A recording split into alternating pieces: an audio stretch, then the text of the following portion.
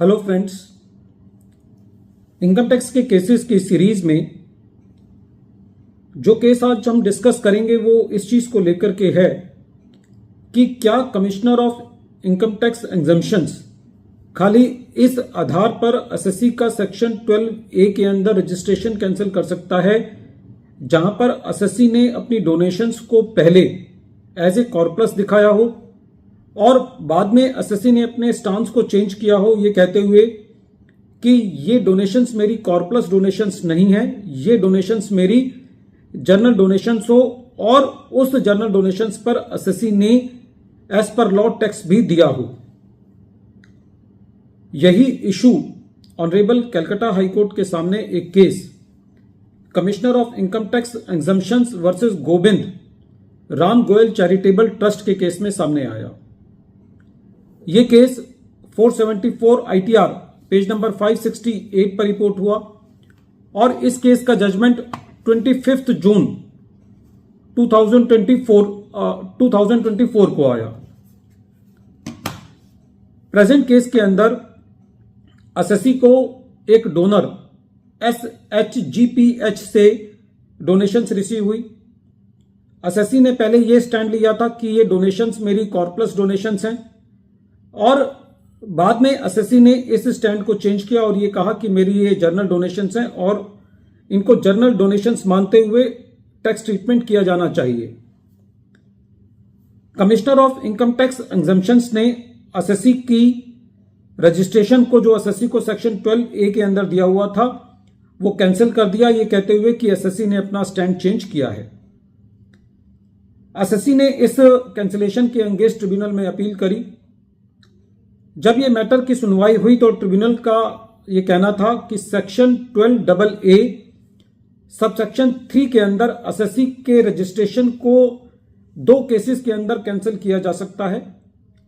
पहला केस जब commissioner of income tax exemption से इस बात को साबित करे कि जो एसएससी की एक्टिविटीज हैं वो जेन्युइन नहीं है,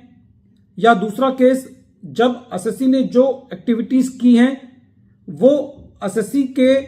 ऑब्जेक्ट क्लॉज के मुताबिक नहीं है। प्रेजेंट केस के अंदर इसमें कोई दोराय नहीं है कि एसएससी ने अपनी जो डोनेशंस थी जो कि एसएससी को SHGPH से रिसीव हुई थी उसके नेचर को चेंज किया था। ट्रिब्यूनल का यह कहना था कि प्रेजेंट केस के अंदर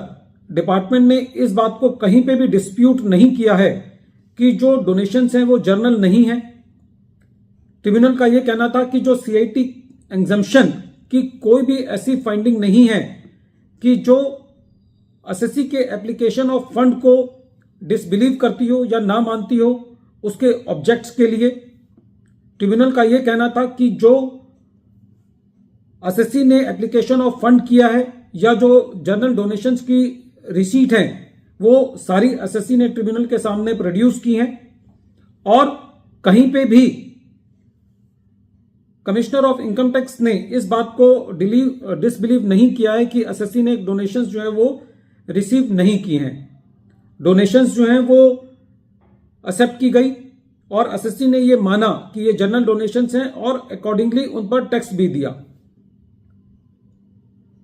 इस तरीके से ट्रिब्यूनल ने जो CIT एग्जम्पशन ने एसएससी की जो एग्जम्पशन को कैंसिल किया था उसको रिस्टोर किया। रेवेन्यू ने इस ऑर्डर के अगेंस्ट हाईकोर्ट में अपील फाइल करी और जब हाईकोर्ट ने इस मैटर को सुना तो हाईकोर्ट का यह कहना था कि प्रेजेंट केस के अंदर जो ट्रिब्यूनल ने अपनी फाइंडिंग दी है वो फाइंडिंग्स ऑफ फैक्ट है, उसके अंदर substantial question of law involve नहीं है और ट्रिब्यूनल ने जो एप्लीकेशन ऑफ फंड एसएससी के द्वारा किया गया था और जो डोनेशंस एसएससी को रिसीव हुई थी उसकी सारी डिटेल्स ट्रिब्यूनल ने अपने ऑर्डर में प्रोड्यूस की है और जो ट्रिब्यूनल ने ऑर्डर पास किया है उसके अंदर कोई भी इलीगैलिटी या परवर्सिटी नहीं है। पूरे केस से यह बात सामने आती है कि जहां पर commissioner of income tax exemption ने एसएससी की एक्टिविटी को चैलेंज नहीं किया है कि वो जेन्युइन नहीं है या फिर वो अपने ऑब्जेक्ट के मुताबिक नहीं है तो एसएससी के रजिस्ट्रेशन को कैंसिल नहीं किया जा सकता। वीडियो के अंत में एक बार फिर मैं केस का नाम रिपीट कर रहा हूं। केस का नाम है commissioner of income tax exemptions versus Govind Ram Gopal charitable trust और ये केस 474 ITR पेज नंबर 568 पर रिपोर्ट हुआ और इस केस का जजमेंट 25 जून 2024 को आया। Thank you friends.